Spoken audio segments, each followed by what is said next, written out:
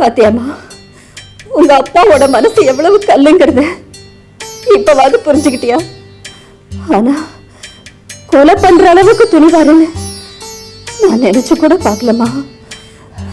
அம்மா, நீ ஏமா இப்படி பேசுற? அப்பா கொலை பண்ண முயற்சி பண்ணதா நீ ஏன் நினைக்கிற? அப்பா கிட்ட எல்லாத்தையும் விசாரிச்சம்மா. குடி போதையில தெரியாத்தனமா அப்பா அக்கா மேல மோதிட்டாராம். எல்லாம் விதி. பார்த்தா அக்காக்கு இந்த மாதிரிலாம் ஆயிடுச்சு. உனக்கு தெரியாதுமா, இத்தனை வருஷமா அவரை நான் பார்த்துக்கிட்டு தானே இருக்கிறேன். அவரே கொஞ்சம் கொஞ்சமா மிருகமா மாறிட்டு இருக்கிறாரு. வருஷா வருஷம் கோகிலாக்கு தவசம் கொடுக்கிறவரு இப்போ கொலையே பண்ற அளவுக்கு துணிஞ்சிருக்கிறாரு. அம்மா, நீ அக்கா மேல உள்ள பாசத்துலதான் இந்த மாதிரிலாம் பேசுற. நீ வீணா மனசை போட்டு குழப்பிக்காத. நான் ஹாஸ்பிட்டல் போன் பண்ணி அக்காக்கு எப்படி இருக்கு விசாரிக்கிறேன்.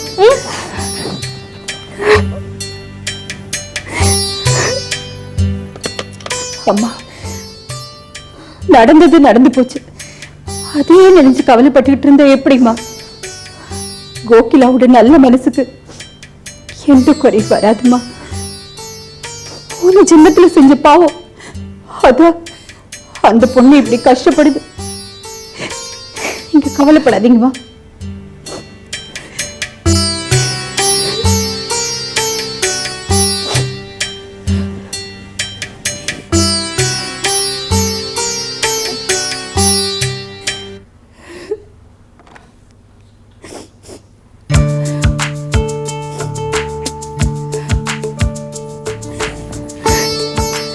அம்மா, அக்காக்கு ஆபரேஷன் நல்லபடியா முடிஞ்சதா? வீட்டுக்கு டிஸ்சார்ஜ் ஆகி போயிட்டாங்களா? பிசியோதெரபி பண்ணா கால் கையெல்லாம் பழையபடி சரியாயிடும் டாக்டர் சொல்லியிருக்காரு. அப்படியாம்மா சொன்னாரு? சரியாயிடுமாமா? சரியாயிடுமா? இப்போ உனக்கு சந்தோஷம் தானே?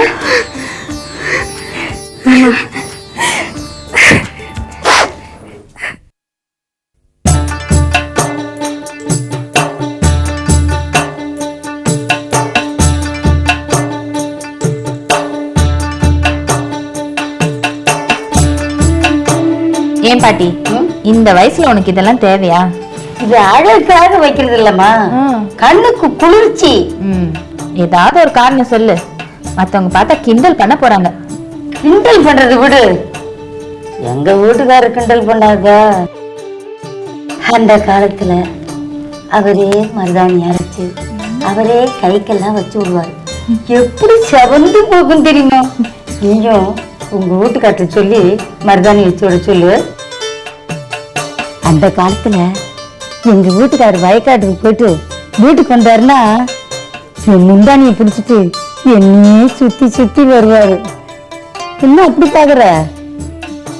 நான் சொல்றது பொய்ன்னு நினைக்கிறியா? அத்தனையும் உண்மை. என் புருஷனை என் முன்னாடில கட்டியா முடி போட்டு வச்சுட்டேன். உனக்கு அந்த சாமர்த்தியம் பத்தல. பாட்டி, இதை விட்டு வேற ஏதாவது பேசுறியா? வேற என்ன பேச சொல்ற? அம்பளி மாமா கதை பேச சொல்லியா? ஆடி போடி போல. ஆமா, இந்த கட்டில பிரிக்கிற அளவுக்கு உங்களுக்குள்ள என்ன பிரச்சனை? ஏண்டி, உன்னைத்தானே கேக்குறேன். எந்த விஷயத்தையும் பேசி தீர்த்துரு, மனசுக்குள்ளேயே போட்டு மறைச்சு வைக்காத. அப்புறம் இந்த விஷயம் வெளியே தெரிஞ்சா அசிங்கம். எல்லா ஆம்பளைங்களும் அப்புறம் உன்னை முறைச்சு முறைச்சு பாப்பாங்க. ஆமா, இது ஒரு பிரச்சனையும் இல்ல, அதை தீக்கணும்னு நான் நினைக்கவும் இல்லை. ஏய் உனக்கு அப்படி என்னடி வயசாகி போச்சு? ஏய் வீணா போயிடுவேம்மா, அப்புறம் உன்னை விட்டு உன் புருஷன் தப்பான வழிக்கு போயிடுவாம்மா. இல்ல பாட்டிமா, என் புருஷன் மேல நான் ரொம்ப நம்பிக்கை வச்சிருந்தேன். அந்த நம்பிக்கையெல்லாம் வீணுன்னு அவர் வேஷம் களைஞ்சதும் தெரிஞ்சு போச்சு. பணத்து மேல வச்சிருக்கிற ஆசையில பாதி கூட பொண்டாட்டி மேல இல்லைன்னா எப்படி? சின்ன விஷயம், பணத்துக்காக என்ன தற்கொலை பண்ணிக்கிற அளவுக்கு கொண்டு போயிட்டாரு. நான் அப்படியே தற்கொலை பண்ணிருந்தா அவர் என்ன செஞ்சிருப்பாரு? என் புள்ள அனாதை ஆயிடக்கூடாதுன்னு தான் இப்பவும் யோசிக்கிறேன். அப்பா சாகர வரைக்கும் இப்படியே தான் இருக்கு பிரியா. ஆமா, வேண்டாம்மா இந்த பிடிவாத குணம். ஆம்பளைகளுக்கு பிடிவாத குணம் இருக்கலாம், ஆனா பெண்களுக்கு இருக்கக்கூடாதும்மா. அது குடும்பத்துக்கே நல்லதில்லை. உன் புருஷனை பழி வாங்குறதா நினைச்சு உன் குடும்பத்தோட எதிர்கால வாழ்க்கையே பாழாக்கிடாதும்மா. நான் சொல்றத சொல்லிட்டேன், அப்புறம் உன் இஷ்டம்.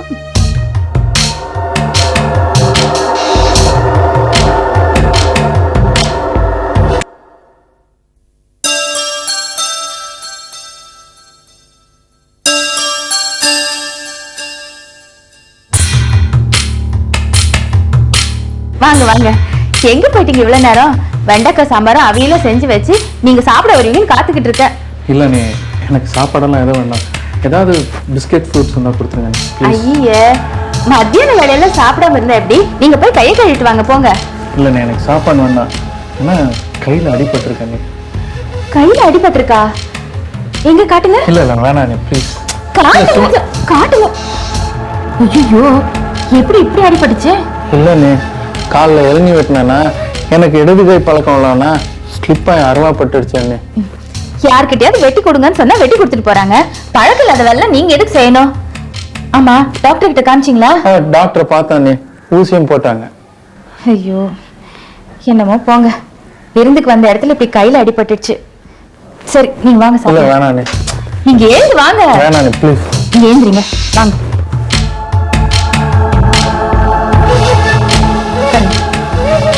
எப்படி நீ சாப்பிடுறது?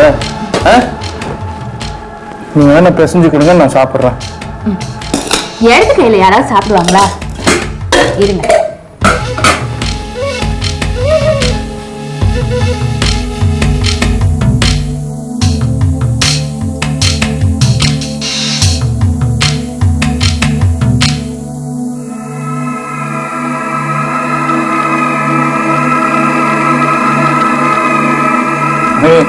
இப்படி ஒரு வழி இருக்குன்னு எனக்கு தெரியவே இல்லை. நீ சாப்பிடும்போது பேசக்கூடாது.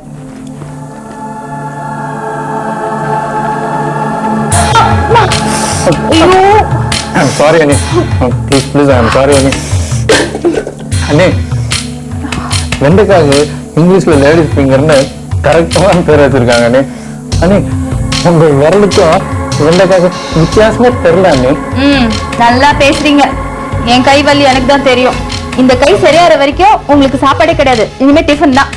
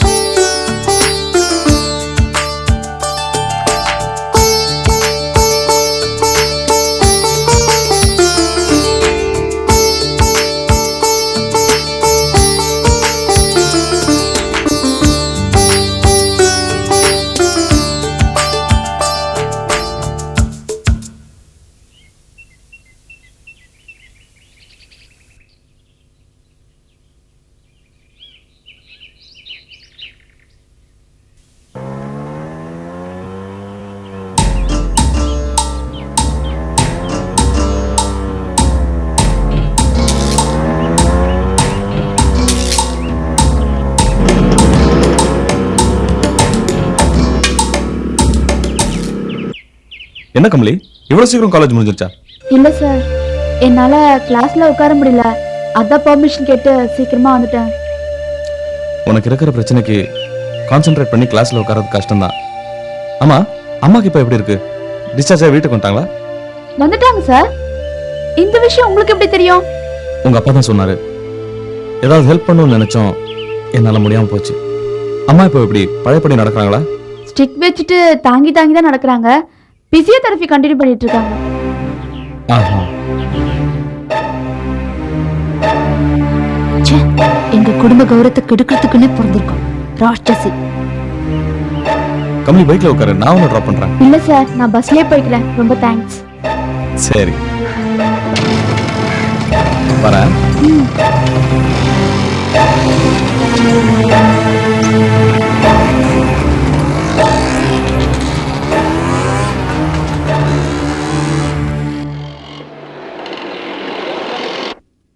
வர வர நம்ம கமலி போக்கே சரியில்லை. இன்னைக்கு நான் வரும்போது ரிஷி கூட கமலி பஸ் ஸ்டாண்ட்ல நின்று பேசிட்டு இருக்கான். அவனால நமக்கு எவ்வளவு பிரச்சனை வந்திருக்கு. இது யாராவது பார்த்தாங்கன்னா என்ன நினைப்பாங்க? என்ன சொல்ற? சரியா பாத்தியா? வேற யாரையாவது பார்த்துட்டு என்னக்கா அது? நம்ம வீட்டு பொண்ணு எனக்கு தெரியாதா? நிச்சயமா சொல்றேன், அது கமலியே தான்.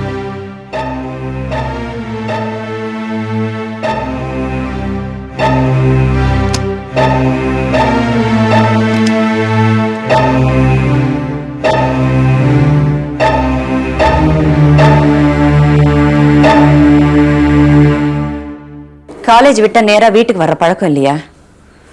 பஸ் ஸ்டாண்ட்ல யாரோட பேசிட்டு இருந்த? கேக்குறேன்ல. ரிஷி சார் கூட தான் பேசிட்டு இருந்தேன். யார் வந்து சொன்னா? நான் தான் சொன்னேன். எனக்கு தப்பா தெரிஞ்சது, அதனால தான் அக்கா கிட்ட சொல்லிட்டேன். ஆமா, பேசிட்டு இருந்தேன். அதுல என்ன தப்பு? என்ன தப்பா? நம்ம குடும்பத்தை எப்படியாவது அவன் அழிக்கணும்னு நினைக்கிறான். அவனோட உனக்கு என்ன பேச்சு? அத்தா, நீங்க என்ன தப்பா நினைக்காதீங்க. எப்படி தப்பா நினைக்காம இருக்க முடியும்? நீ யாரோட பேசிட்டு வந்திருக்க? முதல்ல நான் என்ன பேசுன்னு தெரிஞ்சுக்கங்க. உங்க அம்மாக்கு ஆக்சிடென்ட் ஆச்சு, இப்ப எப்படி இருக்குன்னு கேட்டாரு, அவ்வளவுதான். அவ கூட சும்மா பேசிட்டு இருக்காத சீதா. பலார்னு ஒரு அறை கொடு, அப்பதான் அவளுக்கு புத்தி வரும். இப்ப என்ன நடந்து போச்சு இப்படி பேசுறீங்க? ஒன்னும் நடந்துடக்கூடாதுன்னு தான் நாங்க இப்ப பேசுறோம். அத்தை, முதல்ல நான் சொல்றத புரிஞ்சுக்கங்க. ரிஷி சார் ஒரு ஜென்டில்மேன், அவ்வளவுதான். பாத்தியா, நைட்டு லேட்டா வந்தா யாரோட பழகுறா எல்லாம் இப்ப தெரிஞ்சு போச்சு. தாத்தா, ஏன் உங்க வாயால இப்படி எல்லாம் பேசுறீங்க? உங்களை பொறுத்த வரைக்கும் அவர் கெட்டவர், என்ன பொறுத்த வரைக்கும் நல்லவர் தான். இவ கூட ஏன் மாமா பேசிட்டு இருக்கீங்க? கழுத்தை பிடிச்சு வெளியில தள்ளுங்க. நல்லா இருந்த பொண்ணு எப்படி இப்படி எல்லாம் பேச கத்துக்கிட்டானே தெரியல. யார் தைரியத்துல இப்படி பேசுறான்னு எனக்கு தெரியும். சீதா, அன்னைக்கே நீ பேசாம இருந்திருந்தா ராஜேந்திரன் உங்களை கழுத்தை நெரிச்சு கொண்டு போட்டிருப்பான். நாமும் விட்டது சரியா நிம்மதியா இருந்திருக்கலாம். எல்லாம் நான் செஞ்ச பாவம். எங்க அப்பா மனசை கஷ்டப்படுத்தி நான் ஓடி வந்தேன்ல, அதுக்கு தண்டனையா இவ ஏன் வயித்துல வந்து பிறந்திருக்கா. ஐயோ வேண்டாம், நீ ஏற்கனவே உங்களுக்கு உடம்பு சரியில்லை, அவ எப்படி போட்டோம். நிறுத்துங்க. இந்த வீட்டுல யாருக்கும் மனசாட்சியே கிடையாதா? நான் என்ன பெருசா தப்பு பண்ணிட்டு வந்தேன்? இப்படி ஆளுக்கு பேசிட்டு இருக்கீங்க. நான் அவர் கூட பேசிட்டு தானே வந்தேன், தப்பு பண்ணிட்டு வரலையே.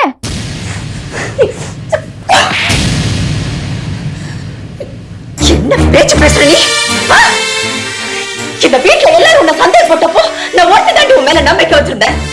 அந்த நம்பிக்கை வீணாக்கிட்டியே. உன்னை போலதான் நினைச்சேன், ஆனா இல்ல. உன்னை என்ன பண்ணாலும் கொண்டு போயிருக்கட்ட.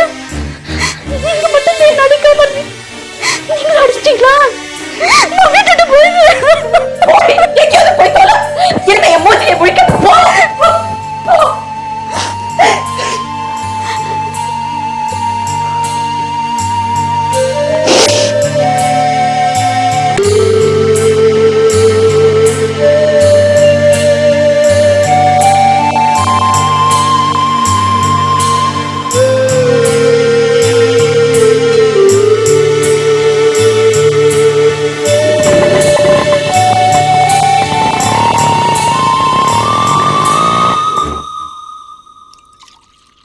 அப்பா, கமலிய பாத்தீங்களா? காலையில இருந்து நான் அவளை பார்க்கவே இல்லை. எங்க போனா? அதான்ப்பா தெரியல.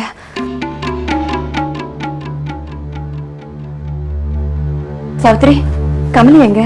தெரியலக்கா, காலையில இருந்து நானும் அவளை தான் தேடிட்டு இருக்கேன். அவளை எங்கேயுமே காணோம்.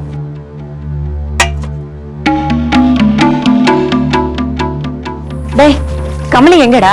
காலையில இருந்து நானும் தேடி பார்த்துருக்கா, எங்கேயும் காணக்கா. என்னடா அது எல்லாரும் தெரியலன்னு சொல்றீங்க, அப்படி எங்கதான் போனா? அப்பா யாருக்குமே தெரியலன்னு சொல்றாங்க, எங்க போனானே தெரியல பாப்பா, என்னப்பா பண்றது? சீதா, கதால ஒரு 6:30 மணிக்கு கமலி பொட்டியோட இந்த பக்கம் போனாளா? டீ கடைக்காரன் பார்த்தேன்னு சொல்றாமா.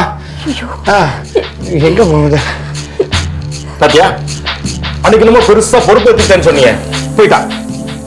நேற்று ராத்திரி உங்ககிட்ட நம்ம கத்துனாலாம, ஏன் என்ன கூப்பிடல? உங்ககிட்ட சொன்னா 4 வீடு கேட்கற மாதிரி கத்துவேன், மானம் போகுமே. அன்னைக்கே அவளை நான் வெட்டி போட்டுக்கணும், அதான் நான் செஞ்ச தப்பு. எப்பா வெட்டு குத்தலாம் அப்புறம் இருக்கட்டும். சின்ன பொண்ணு தனியா போயிருக்கா, எங்க போயிருக்காளோ என்ன பண்ணுவாளோ? ஏன் போய் சாப்பிட்டுக்கா? அவ எதுக்கு சாகணும்? அவளுக்கு தான் ரிஷோட ஃப்ரெண்ட்ஷிப் இருக்கே, அந்த தேடிக்கு தான் பெட்டி தூக்கி வெளியில போயிட்டான். என்னது ரிஷியா? ஆமா, நேத்துக்கு அவளும் ரிஷியும் பஸ் ஸ்டாண்ட்ல நின்று பேசிட்டு இருக்கறத நான் பார்த்தேன். ஏன் இப்படி பண்றேன்னு கேட்டதுக்கு நான் அப்படிதான் பண்ணுவேன்னு மூஞ்சில அடிச்ச மாதிரி பதில் சொல்லிட்டா. அப்படியே பேசினா? சாவித்ரி, கொஞ்சம் சும்மா இருக்க கூடாதா? அவனை உஷ்பு விட்டுருக்க, முரட விபரீதமா தான் செஞ்சிட போறாமா. எல்லாத்துக்கும் காரணம் நான் தான். இந்த கையால அடிச்சதும் இல்லாம இந்த வீட்டு விட்டு போடின்னு சொல்லிட்டேன். அவன் ஏதாவது பண்ணிட்டான்னா நான் என்ன பண்றது?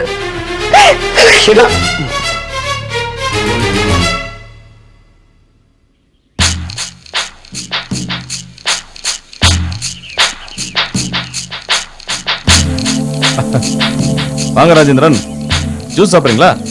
வெயிலுக்கு ரொம்ப நல்லா இருக்கும். ஆனா நீ பண்றது கொஞ்சம் கூட நல்லா இல்லையே. உன்னை என் தலைவன் நினைச்சிருந்தேன், இப்ப என் கண்ணுக்கு ஒரு மனுஷனா கூட தெரியல. நான் கேட்கும் போதெல்லாம் பணம் கொடுத்தேன், உன்னை ஒரு நல்ல மனுஷன் நினைச்சேன். ஆனா இப்படி ஒரு கீழ்த்தரமான எண்ணத்தோட எனக்கு பணம் கொடுத்திருக்கேன்னு தெரிஞ்சு போச்சு.